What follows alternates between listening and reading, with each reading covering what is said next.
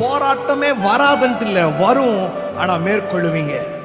எத்தனை பேர் ஆமென் சொல்லுங்க? வசனம் பைபிள் சொல்லுது, ஆண்டவரே சொல்லுகிறார், உலகத்தில் உங்களுக்கு உபத்திரவம் உண்டு, நான் உலகத்தை ஜெயித்தேன். எத்தனை பேர் ஆமென் சொல்றீங்க?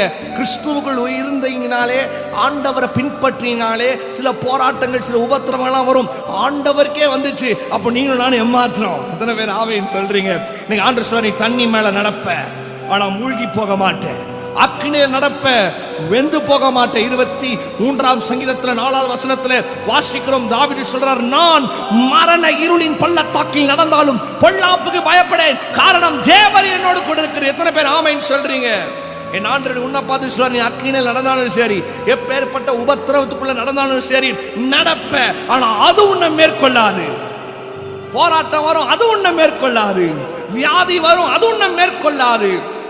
கண்ணீரின் பள்ளத்தாக்கில் நடப்பீங்க, அது உங்களை மேற்கொள்ளாது. காரணம் தெரியுமா?